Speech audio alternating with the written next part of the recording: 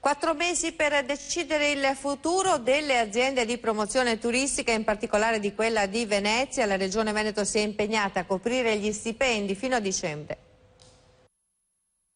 I dipendenti della PT di Venezia non resteranno senza stipendio dal mese di settembre. L'assicurazione non è da poco ed è ufficiale, essendo stata comunicata direttamente dall'assessore al turismo veneto Marino Finozzi durante l'incontro convocato in Regione per capire quale sia il futuro dell'ente. Ed è un avvenire quanto mai fluido al momento, come ha spiegato lo stesso assessore. La Regione ha già predisposto una delibera attraverso la quale daremo un contributo alle province, quindi anche alla provincia di Venezia, per poter portare fino a fine anno gli impegni presi con i lavoratori. Però c'è una condizione: vogliamo dalla provincia di Venezia un programma che preveda la riforma degli uffici APT in maniera tale che sia noi Regione sia i lavoratori delle APT possano dormire sonni tranquilli anche per il 2015. La PT provinciale di Venezia conta su 69 dipendenti distribuiti in 14 uffici, di cui ben 6 nel solo capoluogo.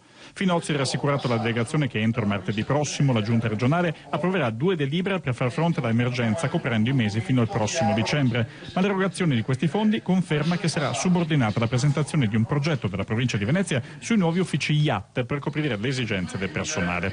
Erano presenti anche 2 consiglieri regionali, Lucio Tiozzo e Pietrangelo Pettenò, che hanno dato la loro disponibilità per velocizzare le delibere in commissione. Tutto questo ha permesso ai sindacalisti Chilorio della CGIL, del ZET e della CISL di esprimere soddisfazione, mentre invece non poteva essere altrimenti, ha stuzzicato l'assessore provinciale Paolino Danna, che ha ricordato a Finozzi come la presidente provinciale Zaccariotto avesse chiesto più volte alla Regione come poter agire in merito, senza però ottenere risposta. Oltretutto, dopo il 31 dicembre sarà la città metropolitana a sostituirsi alla provincia cancellata. Poco tempo e tanta nebbia in cui muoversi.